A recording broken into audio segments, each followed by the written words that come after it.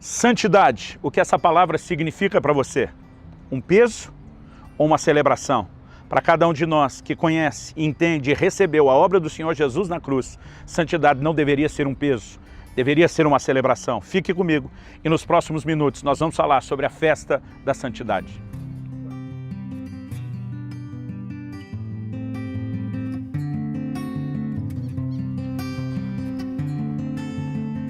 Gente, estou aqui em Campo Grande, a capital do Mato Grosso do Sul, trazendo mais uma palavra ao seu coração. E o texto que vai servir de base para a nossa reflexão é a primeira carta de Paulo aos Coríntios, capítulo 5, versículos 7 e 8. Me permita ler os versículos que diz: lançai fora o fermento velho, para que sejais nova massa, como sois de fato, sem fermento. Pois também Cristo, nosso Cordeiro Pascal, foi imolado. Por isso celebremos a festa, não com o velho fermento, nem com o fermento da maldade e da malícia, e sim com os asmos da sinceridade e da verdade. O apóstolo Paulo está aqui falando simbolicamente a respeito da Páscoa. Evidente que essa é a abordagem, porque ele se refere a Jesus como nosso Cordeiro Pascal, o Cordeiro da Páscoa. Ele usa a expressão de lançar fora o velho fermento e ele fala sobre os asmos. Os pães asmos, na verdade, eram comidos durante 7 dias. Logo no dia seguinte à celebração da Páscoa, uma nova festa se iniciava, que era chamada a festa dos pães asmos, ou os pães sem fermento.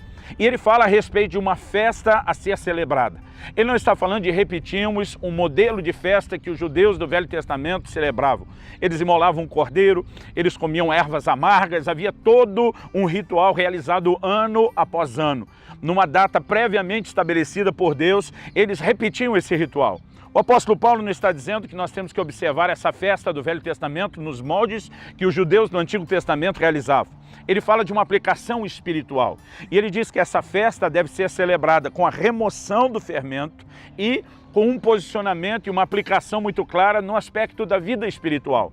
Nós precisamos entender que aqui ele está falando de santidade. Os versículos anteriores falam do tratamento de uma situação de pecado na igreja de Corinto, de alguém que havia pecado e precisava ser disciplinado e precisava ser devidamente tratado. Os versículos posteriores continuam falando do assunto do pecado, porque no versículo 9 ele diz: já em carta vos escrevi que não vos associasseis com os impuros. Então é nesse contexto de ter que lidar e tratar com o pecado que ele entra com a afirmação de que o fermento deve ser lançado fora e que nós devemos celebrar com os asmos da sinceridade. Qual é a declaração bíblica aqui? Nós precisamos entender o contexto. E o contexto, como já afirmei, tem a ver com a festa da Páscoa, que era celebrada desde os dias da Velha Aliança, do Velho Testamento. No entanto, a Bíblia diz que essa festa ainda deve ser celebrada. Interessante que lá em Êxodo, no capítulo 12, no versículo 15, quando o Senhor fala a respeito dos pães asmos ou sem fermento, ele diz que assim como a Páscoa, essa deveria ser um estatuto perpétuo, uma celebração contínua. Tudo aquilo que no Velho Testamento era chamado de estatuto perpétuo, mesmo que não continue de forma literal no Novo Testamento, pelo menos continua tendo o seu cumprimento de forma simbólica. Por exemplo, Jesus diz em Mateus 5,18, eu não vim revogar a lei, eu vim para cumprir a lei. Basicamente, Jesus estava dizendo, eu não vim apenas remover aquilo que se fazia, eu vim cumprir as figuras e tudo aquilo que profética e simbolicamente elas anunciavam. Por exemplo, no Velho Testamento havia uma oferta de incenso. O Novo Testamento diz que a oferta de incenso são as orações dos santos. Então aquele estatuto perpétuo continua sendo praticado por nós hoje no cumprimento do seu símbolo, da sua figura. Da mesma forma, nós olhamos para a celebração da Páscoa. O que se espera de nós não é uma festa literal nos moldes de como era feito. No entanto, Deus está transmitindo um conceito. Primeiro se celebrava a Páscoa. E no dia seguinte, o dia posterior, começava uma semana de uma outra festa. Embora as duas estavam tão juntas a ponto de, às vezes, serem chamadas quase que de uma coisa só, eram duas festas distintas. Uma era a celebração da Páscoa e no dia seguinte começava uma semana, 7 dias de celebração da chamada festa dos pães asmos. E aqui nós temos uma figura. Qual é a figura da Páscoa? Quando ele diz que Cristo é o nosso Cordeiro Pascal, ele está dizendo que aquele cordeiro que era imolado na celebração da Páscoa é uma figura de Jesus que foi imolado, que foi morto por nós. Nós precisamos entender o contexto em que a Páscoa foi instituída. Na noite em que Deus arranca o povo e a nação de Israel, que estavam debaixo da escravidão de Faraó, que os oprimia na condição de um tirano, e Deus os tira de lá e os liberta para que eles se tornem o seu próprio povo. Nessa mesma noite é que o sangue do Cordeiro foi imolado. Qual é a figura que nós temos disso no Novo Testamento? Nós também éramos escravos. A palavra de Deus diz que nós éramos escravos de Satanás. Nós não só estávamos debaixo da escravidão de um tirano, como fomos libertos para agora nos tornar povo de Deus, assim como a nação de Israel no Velho Testamento. Colossenses 1,3 diz que Deus nos arrancou do império das trevas e nos transportou para o seu reino de luz. Quando eles saem do Egito e chegam ao Monte Sinai, Deus dá uma palavra específica dizendo que eles seriam um reino, uma nação de sacerdotes para ele.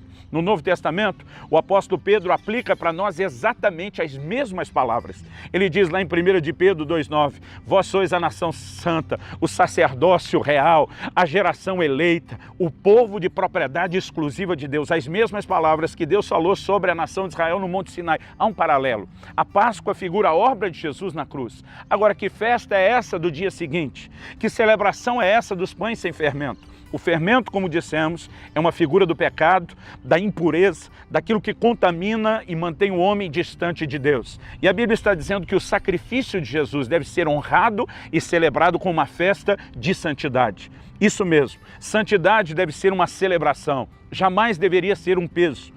O apóstolo João escreve, ele diz que os seus mandamentos não são penosos. Aquilo que Deus estabeleceu diante de nós para que a gente possa cumprir, praticar, os seus mandamentos a serem obedecidos jamais deveriam ser vistos como um peso. Nós precisamos entender o que é celebrar o que Jesus fez.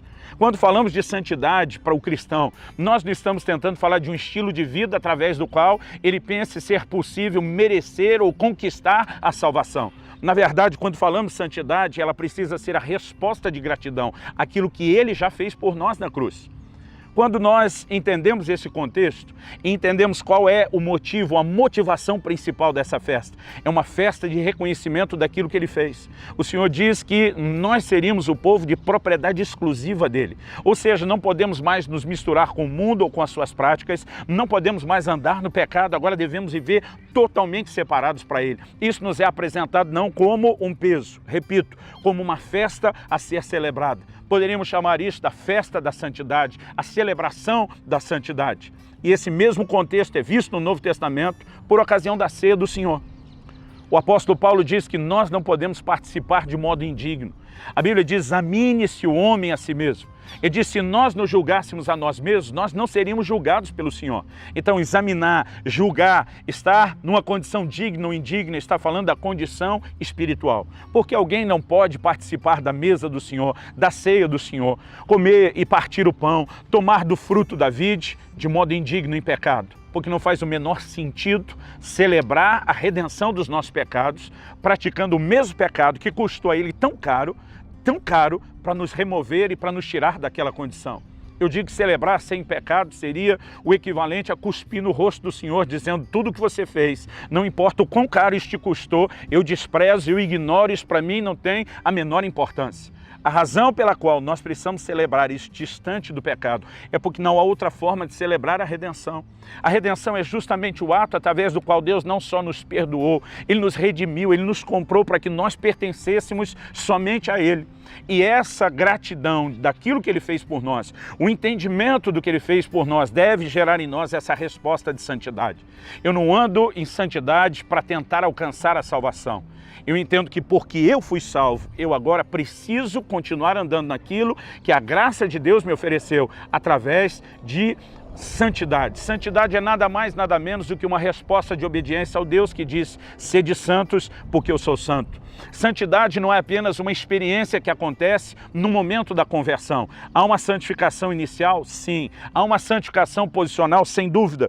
O apóstolo diz, como sois de fato sem fermento. Quando eu e você nascemos de novo, o pecado foi arrancado da nossa vida. Nós estamos zerados. A Bíblia diz, se alguém está em Cristo, é uma nova criatura, as coisas velhas já passaram, tudo se fez novo. Não há mais condenação para aqueles que estão em Cristo.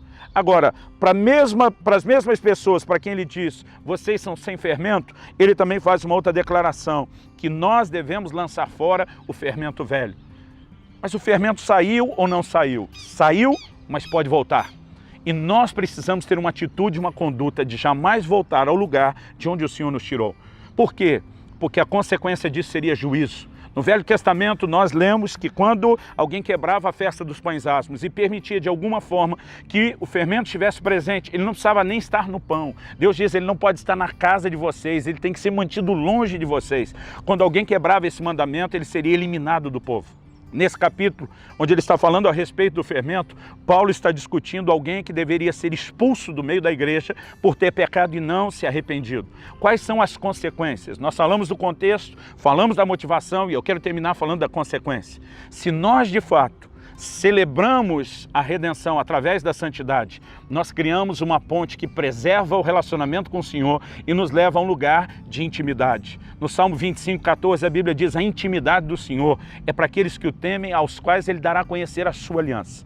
Agora, quando não observamos isso, a consequência é juízo.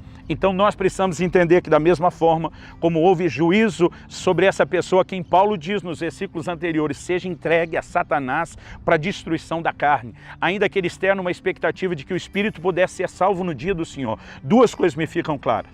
A observância da santidade nos leva a entrar na intimidade. A não observância da santidade, a não celebração dessa festa, nos colocará debaixo de juízo e anulará aquilo que nos foi oferecido. Eu acredito que são bons motivos celebrar a santidade como uma verdadeira festa de gratidão e também entender que caso não façamos, o dano e o juízo será inevitável. Que isso tudo nos ajude a entender e a corresponder melhor e celebrar a festa da santidade.